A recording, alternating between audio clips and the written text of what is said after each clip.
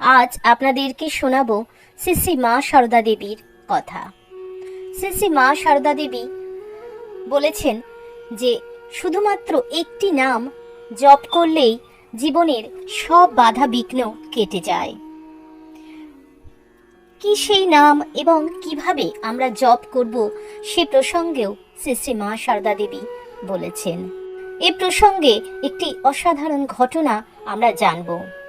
শ্রী শ্রী মা সারদা দেবী কি নাম জপ করতে বললেন, কিভাবে জপ করতে বললেন এবং কেন বললেন, এবং সেই নাম জপ করে জীবনের বাধা বিঘ্ন কি কিছু দূর হলো তার ভক্তের।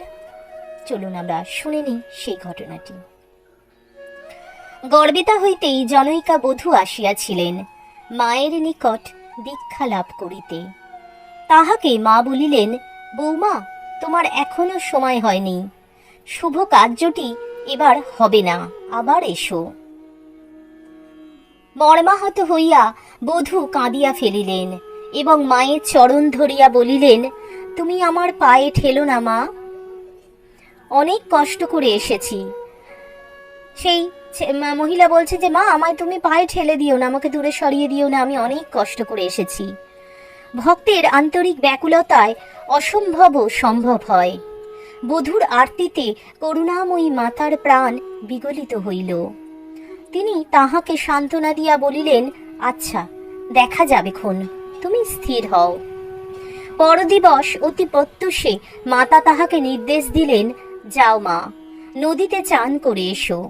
তারপর 3 রাত বসে একান্ত মনে ঠাকুরের নাম জপ করো। তোমার যা কিছু বাধা বিঘ্ন আছে ঠাকুরের নামে কেটে যাক, তার আশীর্বাদ তোমার উপর আসুক। মায়ের নির্দেশ অনুসারে বধূ 3 রাত্রি বসিয়া বসিয়া জপ করিলেন। 4র্থ দিবসে তাহার দীক্ষা লাভ হইল। স্বামী নির্মলানন্দ, দীনু মহারাজ এবং মাস্টার মহাশয়ের পত্নীও এই সময় জয়রামবাটিতে আসিয়াছিলেন। মাতার এইরূপ আচরণে নির্মলানন্দজির কৌতূহল বৃদ্ধি পায়। তিনি জিজ্ঞাসা করিলেন, মা, এও তো আপনার এক খেলা, আপনি ইচ্ছা করলেই এর দীক্ষা সেদিনই হয়ে যেত, সবই তো আপনার ইচ্ছাধীন। মাতা ঠাকুরানী মৃদু হাস্যে বলিলেন, বাবা, এ কি আমার খেলা? এ সবই ঠাকুরের ইচ্ছে। ওর ভিতর অনেক জ্বর ছিল, এই কদিন ঠাকুরের নাম করে করে কেটে গেল। অর্থাৎ ঠাকুর শ্রীরামকৃষ্ণর নামে সব জট, সব বাধা বিঘ্ন কেটে গেল এবং সে এই নাম করতে করতেই এমন জট কাটলো যে মা তার দীক্ষা দিলেন। পূজনীয় স্বামী শিবানন্দ মহারাজ বলেছেন, শ্রীরামকৃষ্ণ নাম অন্ধকারে আলো, ব্যাধিতে ঔষধ।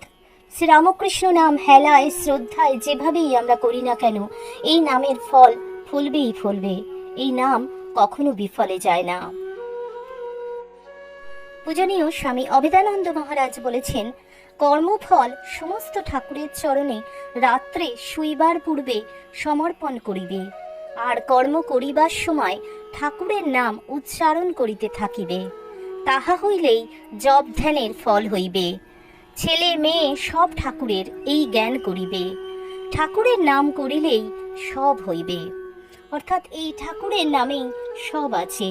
শুধুমাত্র রামকৃষ্ণ নাম আমরা যদি সর্বদা করতে পারি, যে অবস্থাতেই আমরা থাকি না কেন, যে পরিস্থিতিতেই আমরা থাকি না কেন, আমরা যদি করতে পারি, তাহলে আমাদের জীবনে সব বাধা বিঘ্ন দূর হবে।